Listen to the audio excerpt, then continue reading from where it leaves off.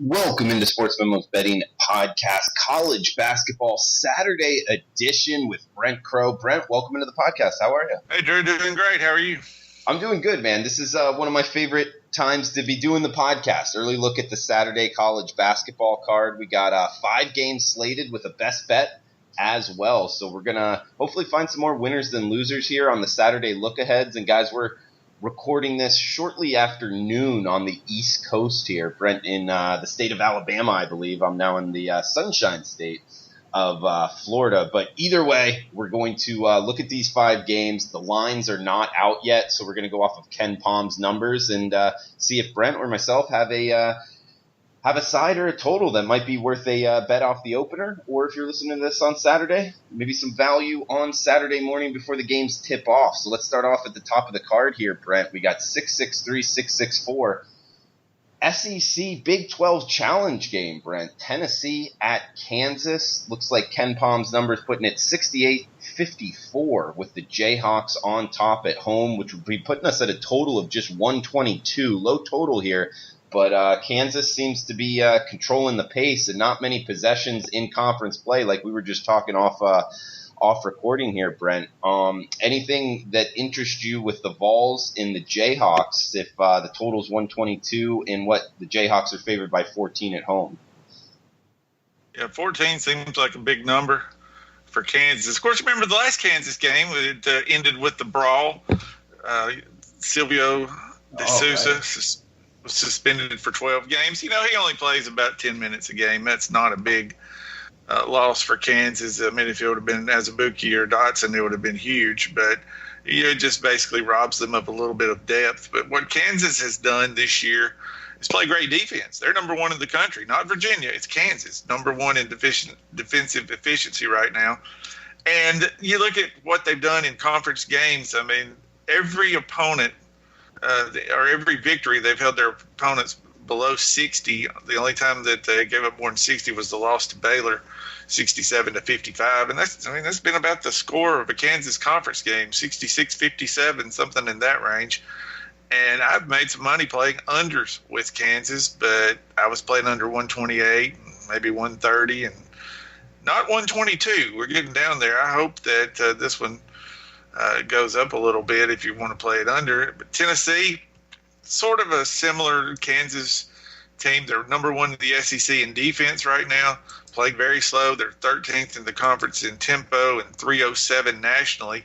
And I think both of these teams are really similar in the fact that they don't have a whole lot of talent offensively. I mean, Tennessee's best player, Lamonte Turner, he basically retired after 11 games. He's going to sit out the rest of the year. Is that what he did for real? Yeah, he just said, I've had enough. He's had some injury problems, and I believe it was his shoulder. So he just said that's enough, and he can't play. He played 11 games, so no more eligibility after this year. But he just basically said he wasn't effective, and he was shooting 23% from 3 and 35% from 2. So, but he was the point guard, and they replaced him. They got a guy, I can't remember where he's from, Vescovi, who has stepped in. He would get granted eligibility. He's played 6 games as a starting point guard, and he's played pretty well. He's shooting 43% from 3.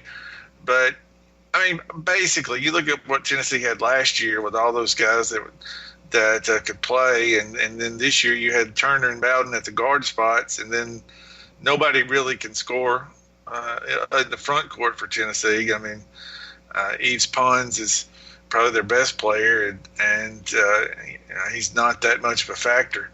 So it's a team that has really a lot of difficulty scoring. Players, under Rick Barnes, they're going to play great defense. They're 20th nationally for the season in defense. They're 4-2 in the SEC so far. Held Mississippi to 48 points in their last game. Vanderbilt only scored 45 in the game before that. So, Tennessee this year has to win on defense because, again, their offense just not that great. They're 139th in the country in efficiency on offense. So you compare that to Kansas.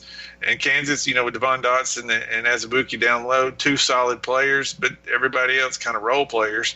Marcus Garrett's had a few flashes at the off-guard spot, but, not a typical Kansas team with a lot of pros and guys that can really score. So they hang their hat on defense. They play slow.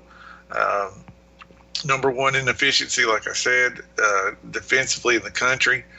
And, the formulas work. So you got these two teams get together, both of them defensive-oriented, both of them play fairly slow. I mean, they'll take an obvious break, but for the most part, after a made bucket, they're going to walk it up and play in the half court. So I'm looking for a half-court game. 122, though, especially when you consider there's a difference between conference games and non-conference games. I mean, in conference, when Kansas scouts their next opponent, West Virginia, Kansas State, Texas, whatever, they've seen them, they've scouted them all year long in conference play. They know, when they call a play, Kansas players know what's going to happen and vice versa. Well, now you're out of conference against Tennessee, kind of threw this game together. They've been in conference play.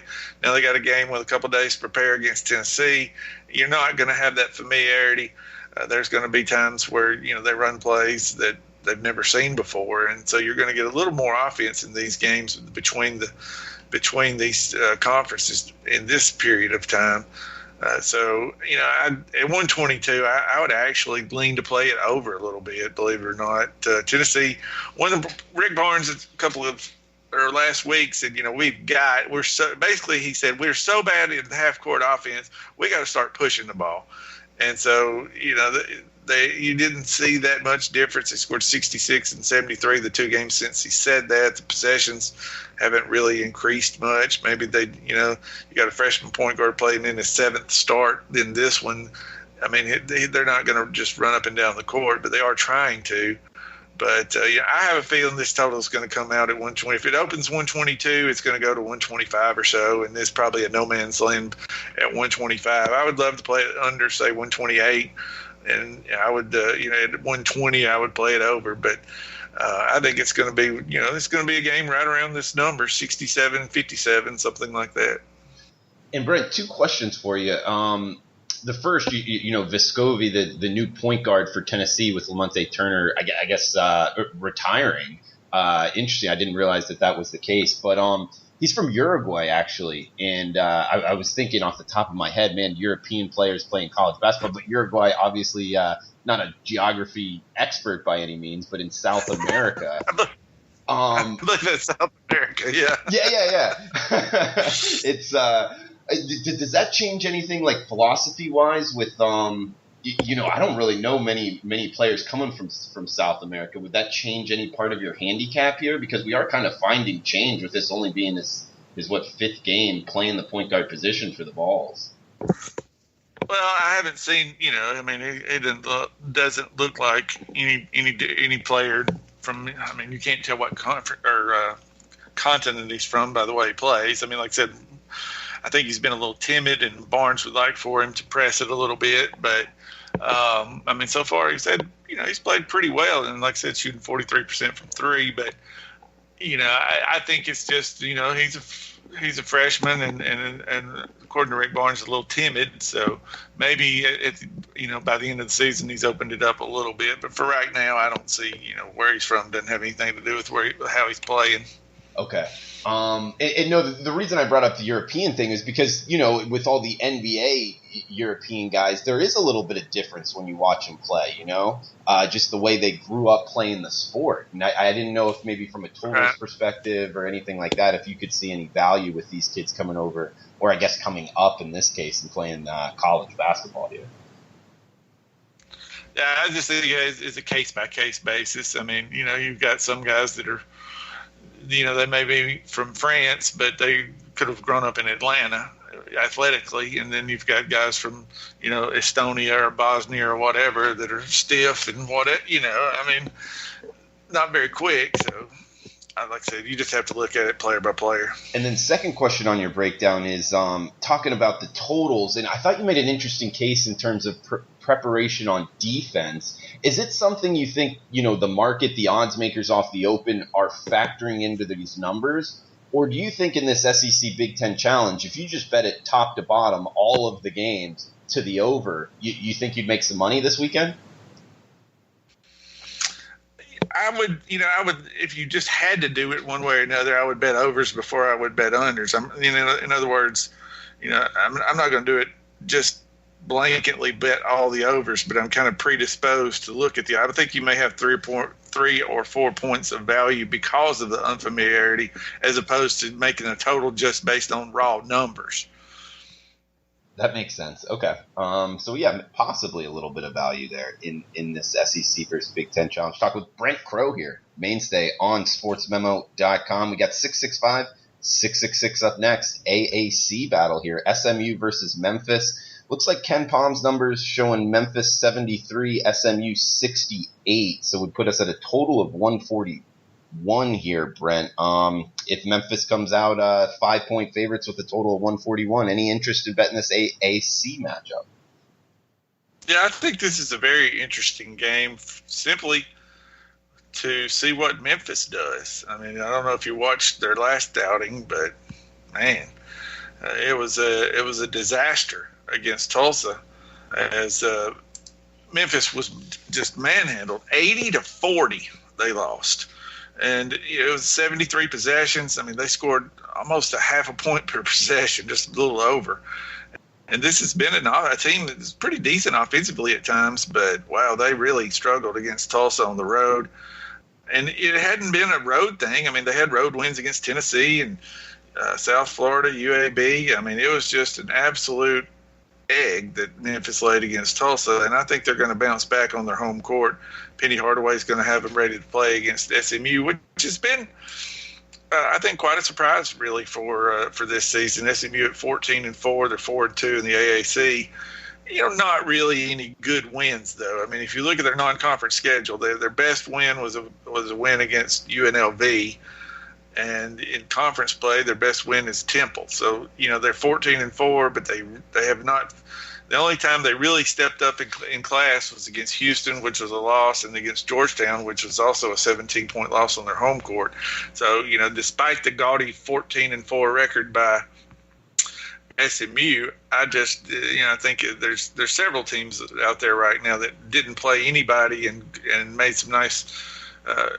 Had some nice wins to build their record, and then once they played somebody, they got hammered. St. Bonaventure's won. You look at what they had done, and then they play VCU and Dayton back-to-back and get blown out in both games. And I think that may be the case here. SMU may be running into a buzzsaw. Memphis at 5 on their home court, I think is probably a live play here. As like I said, I mean, when you score 40 and to get doubled up, there's going to be some motivation coming out, and then you've got an SMU team that's not as good as their 14-4 record. So I look for Memphis to come back with a good effort tomorrow.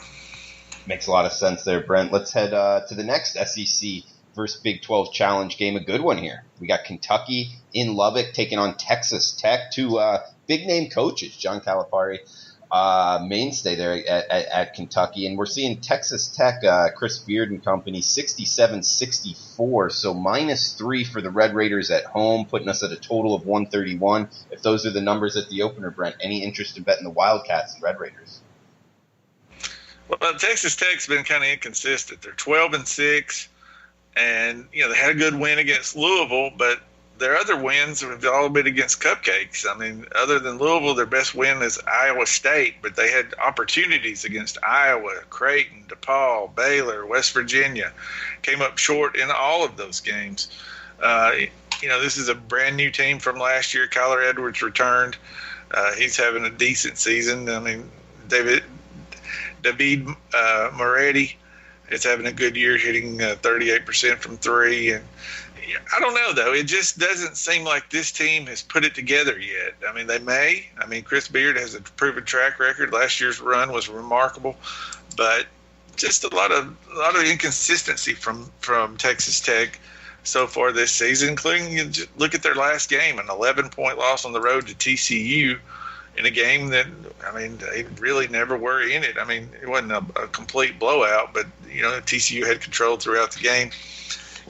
Kentucky at 14-4, 5-1 in conference play. It seems like they're starting to play a little better. You look at their last 5 games in conference play, they've scored in the 70s every game. They've picked the tempo up. It seems like the players are getting more comfortable on offense for Kentucky, and they still play pretty solid defense. They're 42nd in the nation in defense.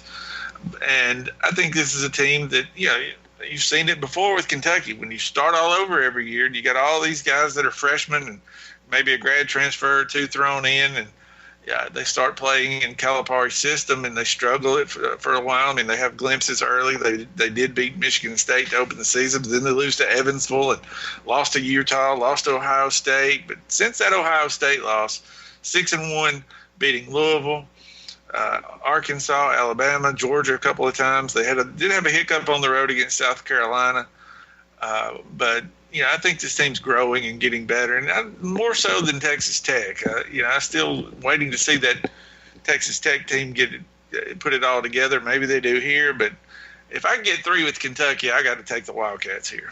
Well, and Brent, yeah, I mean, with Kentucky, like you said, we see it every year. I mean, John Calipari, say whatever you want about him, maybe being a scumbag off the court, but talking about coaching basketball with young guys, I mean, he makes them better throughout the season. Would you not agree?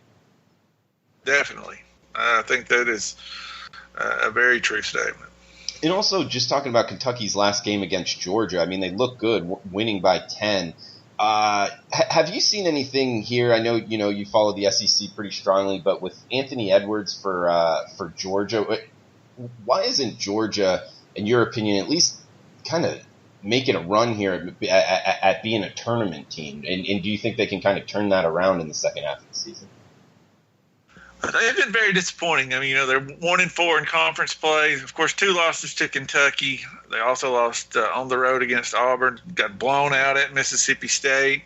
I mean, they've got talent. Anthony Edwards could possibly be the number 1 pick in the draft. Rayshawn Hammonds is pretty good, but, Severe Wheeler is a freshman point guard he's got potential. Tyree Crump he's a guy. I mean, nothing special. I mean, it's just, they just don't have enough talent, I don't think. I mean, Edwards and Hammond's solid, but otherwise, I think they're still missing a few pieces. And, Tom Crean,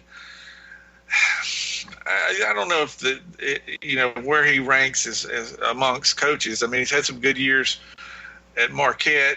Again, of course, that was in Conference USA, and then he had 3 pretty good years in the Big East. He goes to Indiana, 3 straight losing seasons, turned it around, had a couple of really nice years, and kind of middled for his last 4 years. And then at Georgia, he goes 11-21 last year, 11-7 this year, and I'm not sure that that I think the program's probably better with Crean than it has been in the last few coaches, but I'm not sure he's the guy that's going to take them and turn them into a top 25 team. Now, you get, if you can recruit a couple of Anthony Edwards every year, that's going to help, but I'm not sure he's the X's and O's guy and whatever, and they're going to be, I think this team's dangerous. They always will be dangerous with that, with the player of the caliber of Edwards. We saw what he did. What was it in the tournament in Hawaii where they played Michigan State? He had like 40, single-handedly got him in the game, and of course they wound up losing that one. But he was very impressive then. But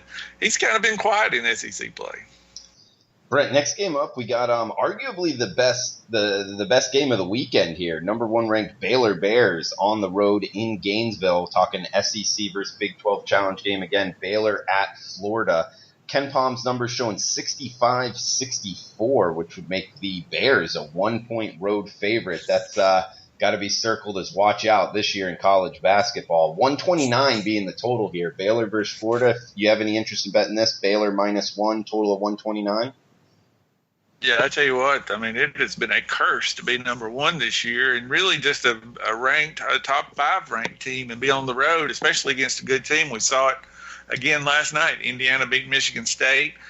I would not be surprised if Florida beat Baylor here. Florida is, again, they've been up and down. They've got some games where you just cringe. Like when you look at it, how do you lose to Missouri by 16 points and give up 91 to the Tigers? That's just what? You do a double take in that one. But then again, they had a really close game against LSU Tuesday and a 2-point road loss. I thought they played well, but last Saturday, 69-47 blowout of Auburn. That was very impressive what they did to Auburn. They have potential. I think again though, Florida is kind of like Georgia, but maybe better coached. I don't think they have the horses to really make a run to the Final Four or anything. I mean, Nembhard's been decent. Kerry Blackshear's pretty good, but they still have some holes in this lineup and not a whole lot of depth. And I mean, they're a good, solid team, and I think Mike White's a better coach than Tom Crean, so they're going to be better overall than Georgia is. But the way college basketball is now, I mean, you have to really hunt to find teams where you can say they got 5 really good players. I mean, a lot of teams have 2 or 3, maybe 4, but it's not like it used to be where you had 5 guys that were, possibly NBA picks anymore. And it's not, I think the most important thing that has hurt college basketball is players just go to the NBA after a year. I mean, you look at some of the guys that are starring in the NBA right now that should be in college or could be in college. It's amazing when you look at who could still be in college that are playing in the league right now. So, but in this one, like I said, I'm not surprised if Florida wins here. Baylor has been solid, but I mean, you really look at that Baylor lineup, and they got some solid pieces, no superstars. I think that Scott Drew does a nice job, and they've won, 14 or 15 in a row now, but they've had some scares. I mean, even the last time out Monday against Oklahoma had a wide open 3 to beat them with about 6 or 7 seconds left after a Baylor turnover that missed, and then Baylor wound up with getting fouled 1 by 4. The game prior against Oklahoma State on the road, it was a struggle before they wound up with a 7-point win. They've got a nice win at Kansas, and also a nice road win against Texas Tech. Had a 1-point home win against Butler. I mean, as far as resume goes, Baylor deserves to be number 1, no question about it. But they're not going to continue to run the table. This is a tough game, different environment, out of their comfort area on the road against Florida, which can, the Swamp can get pretty loud in basketball too. And I think, like I said, that it wouldn't be surprising to see another number 1 fall here. Man, so if the price tag does come out, Baylor pick 'em or Baylor -1 here, you would actually look to be betting the Gators? Yeah, no doubt. All right. Brent Crow looking at Florida at home on Saturday. We got one more game here, guys. Late night edition. Pac-12 action. Washington at Colorado. Rotation number 783, 784, 9 o'clock Eastern, 6 p.m. Pacific tip. Ken Palm's numbers showing Colorado, the Buffs 68, Washington 62. This one in Boulder. Total of 130. So if we get a total of 130 here, Brent, in Colorado, the Buffs -6 at home. You got any interest in betting this one? Well, Colorado, in their last game Thursday night, they just demolished Washington State 78-56. That was a game that I had a play on the over, which I had 138, 137. And it winds up 134, but with 12 minutes to go, Drew, it's 109. If you bet totals, I always look at games at the 15-minute mark, do the projections, the 12-minute mark. If it's 110 or 109 at 12 minutes, I'm pretty sure that one's going to go over 150. But you know what happened? Washington State scores 6 points in 12 minutes, and Colorado did their part, They wound up with 78. Washington State only 56, so wound up with a tough loss there. But I also had bet Colorado because 2 reasons. First of all, they were off a 21-point loss on the road to Arizona in their last game, and also Washington State was off the 2 biggest wins they've had in forever.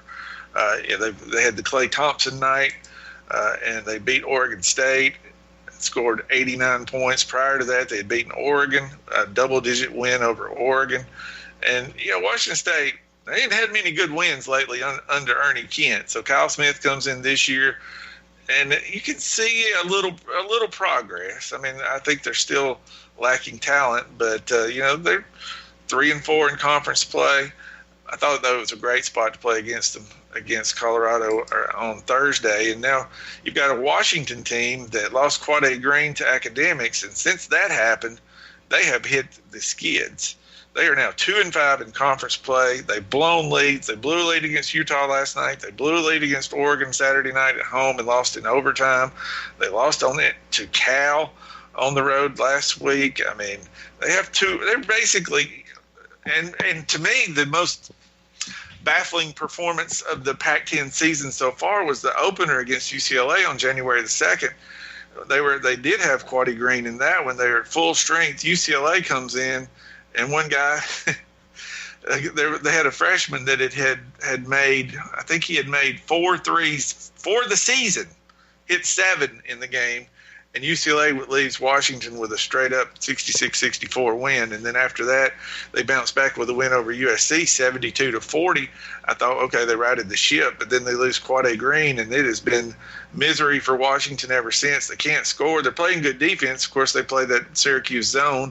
They're 22nd in the country, 45th in three-point field goal percentage allowed. I mean, solid zone defense, but the problem is they shoot 32% from 3.